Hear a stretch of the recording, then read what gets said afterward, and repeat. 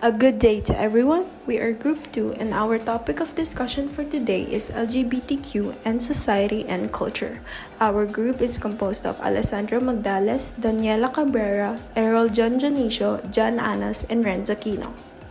Let's start with our learning objectives. At the end of our presentation, we hope that students will demonstrate knowledge of social, economic, political, intellectual, and cultural information of the LGBTQ+ community. Students will also acquire a basic understanding of LGBTQ+ history. Furthermore, students will develop an understanding of how sexual identity and gender identity shape the experiences of LGBTQ+ individuals. Lastly, students will obtain information about ethical issues that surround the LGBTQ+ community as well as their respective ethical rights. And before we delve further, we must first know the definition of LGBTQ. LGBTQ+ stands for lesbian, gay, bisexual, transgender, queer or questioning, and others. The plus represents other sexual identities. The first four letters of the acronym have been used since the 1990s, but in recent years, there has been an increased awareness of the need to be inclusive of other sexual identities to offer better representation.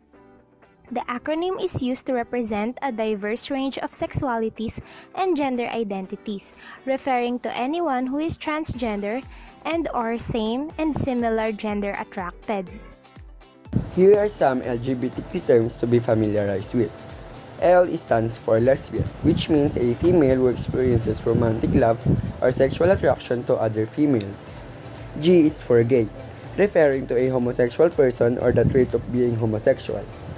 Gay is often used to describe homosexual males, but lesbians may also be referred to as gay. B stands for bisexual, which indicates romantic and/or sexual attraction toward both males and females. T stands for transgender, an umbrella term for people whose gender identity differs from what is typically associated with the sex they were assigned at birth. Q stands for both queer and questioning. Queer is a term for sexual and gender minorities that are not heterosexual or cisgender, while questioning refers to people who may be unsure of their sexual orientation and/or gender identity. The history of lesbian, gay, bisexual, and transgender people and culture around the world can be traced back to the first recorded instances of same-sex love and sexuality in ancient civilizations. As society's understanding, recognition, and inclusion of diverse sexual identities and gender expressions has grown, so has its acronym. Out of all the letters in the acronym LGBTQ, the L was the first to come into existence. For centuries, the word has been associated with the works of Sappho, an ancient Greek woman from the island of Lesbos, who wrote poems about same-gender passion. The oldest use of the term to describe same-gender love has been traced back to the 17th century. But its modern use emerged in the 1890s, when it was used in an English-language medical dictionary and a variety of books on psychology and sexuality. Over time, it grew in popularity and was adopted by women who secretly then proudly loved other women. According to Karl Heinrich Ulrich, a 19th century German lawyer and writer who may have identified as gay, was the first to try to label his own community. As early as 1862, he used the term Ernie to refer to men who were attracted to men. We Ernies constitute a special class of human gender, he wrote. We are our own gender, a third sex. But the term was quickly replaced by homosexuality and bisexuality, coined by Austro-Hungarian journalist Karl Maria Kerndt-Benn. In 1869, the Prussian government contemplated adding language that forbade male semi-gender sexual activity to its constitution. In the late 1960s, activists reclaimed a decades-old slur, gay. Throughout the 20th century, same-gender attraction and sexual activity was largely outlawed, and this and other slurs that denigrated LGBTQ+ people were common. Though its origins are murky, gay was eventually embraced by men who defied the status quo with open expressions of same-gender love. By 1980, wrote essayist Edmund White, gay had overtaken these other terms for men who are attracted to men. White attributed its growing popularity to the fact that it is one of the few words that does not refer explicitly to sexual activity. It was used both to refer to men who love men and anyone who expressed same-gender preference or gender divergence. In the year of 1990s, the long-standing bonds between lesbian, gay, and bisexual people in both daily life and liberation activism led to the widespread adoption of the LGB acronym. But it took longer to gain acceptance for another term that is now part of the modern acronym, transgender. Though trans people have existed throughout history, the term only came into being in the 1960s. Historians have traced the earliest use of the term to a 1965 psychology textbook, and it was popularized by trans feminine activists like Virginia Finch, who argued that sex and gender are separate entities, as it replaced another terminology that mocked or minimized trans people, which is transgender, was increasingly embraced as part of the wider LGBT rights movement and was widespread by the 2000s. More recently, Q has been added to the acronym. In use since at least the 1910s, it was once a slur used to separate people from a heteronormative society. But queer was increasingly used by people within the gay rights movement beginning in the 1990s. Q is also used to stand for questioning as a way to acknowledge those who are still exploring their gender or sexual identity.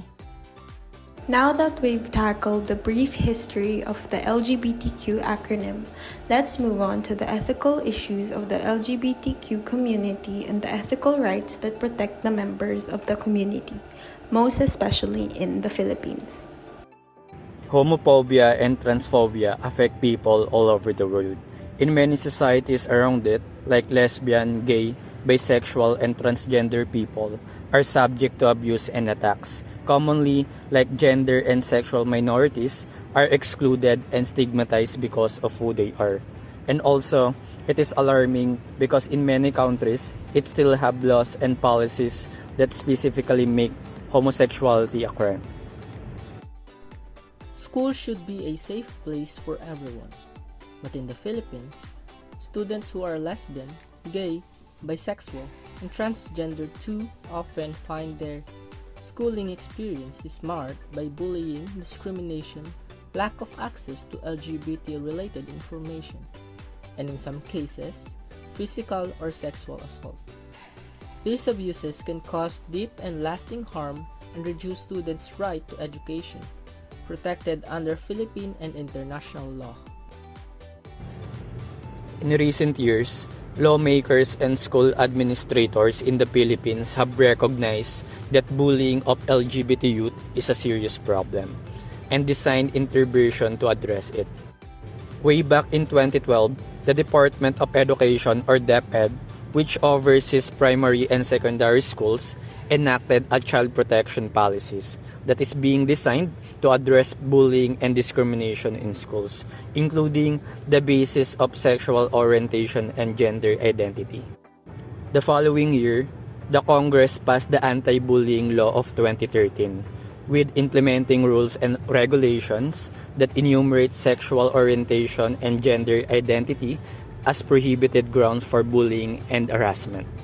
The adoption of these policies sends a strong signal that bullying and discrimination are unacceptable and should not be tolerated in educational institutions. But these policies, while strong on paper, have not been adequately enforced. In the absence of effective implementation and monitoring, many LGBT youth continue to experience bullying and harassment in school. The adverse treatment they experience from peers and teachers is compounded by discriminatory policies that stigmatize and disadvantage LGBT students and by the lack of information and resources about LGBT issues available in schools. Aside from discrimination and bullying, LGBT community like students in the Philippines also face issues regarding their mental health. The negative experience in daily life, the fear of coming out and being identified by families could all cause mental issues or problems. Those pressures will be added and triggered when a person is mentally ill and also an LGBT at the same time. People cannot handle their work and study because of the depression, anxiety, or suicidal thoughts. From the perspectives of the members of the LGBTQ community in the Philippines, the LGBTQ community is not well recognized in the country. The public is not willing to know about SOGIE, or sexual orientation, gender identity and expression related information, and still have stereotypes towards this minority group. One typical example is misgendering the transgender and bisexual community. People do not think that a transgendered woman is a real woman. Even those who know a little about SOGI still believe that there are only gays and lesbians in the world. One possible reason for this binary thought is that in Tagalog, there are only words for gay, the bakla, and for lesbian, the tomboy, and no equivalent terms for transgender and bisexuality. Therefore, people think these two minorities don't really exist and they express themselves differently just to be sexually attractive. It has been revealed that some bars and organizations do not allow transgender people to enter or to apply. The discrimination also happens when they use the bathroom. For example, in some shopping malls and universities as well, transgender people are not permitted to use the bathroom which they prefer. And also, the poor recognition has brought them extra pressure and lead into mental illness or problems. Aside from that, the knowledge about HIV is also limited. People will strongly associate HIV or AIDS with gay people and the whole LGBT community. With that kind of thought, it is a disease which only gays have. This stereotyping affects not only LGBT community but also stigmatizes people living with HIV. Additionally, people who are against LGBT would attack the LGBT community on social media, a platform that quickly spread messages stated by a participant, aggressive comments, and can be reposted over hundreds of times. People who read it would easily believe the post and form the negative impression to LGBT. It harms the reputation of the whole community and makes advocacy harder. So, what are the possible solutions for these challenges and problems faced by the members of the LGBTQ community, most especially LGBTQ students and employees? Some of the solutions include separating the church from government activities and decisions, improving access of LGBT to medical services, passing anti-discrimination bills, and conducting more education and sensitization activities. Education and sensation of more people to improve current discrimination against LGBTQ should be given emphasis. Nothing will improve unless the public does not understand about sexual orientation, gender identification, and expression, which we call as SOGI issues. They think there are still a number of misconceptions about the LGBT community, and these misconceptions should be removed by educating and sensitizing more people. The government must also pass the anti-discrimination bill. Once the anti-discrimination bill has been passed, only then will the members of the LGBTQ community in the Philippines feel safe and secured. The church plays a big role in delaying the bill to be passed by the government. Most of the members of the LGBTQ community think the government could pass the bill if the church does not interfere with the government. Therefore, they want the church to work separately and should not interfere with government work. Furthermore, there should be better access of LGBT students to medical services, and also there should be partnership with mental health organization in order to resolve the mental health problems and other health issues that is suffered by the members of LGBTQ community and especially the students. In conclusion, the LGBTQ community has a long history full of challenges and oppressions even from its beginnings.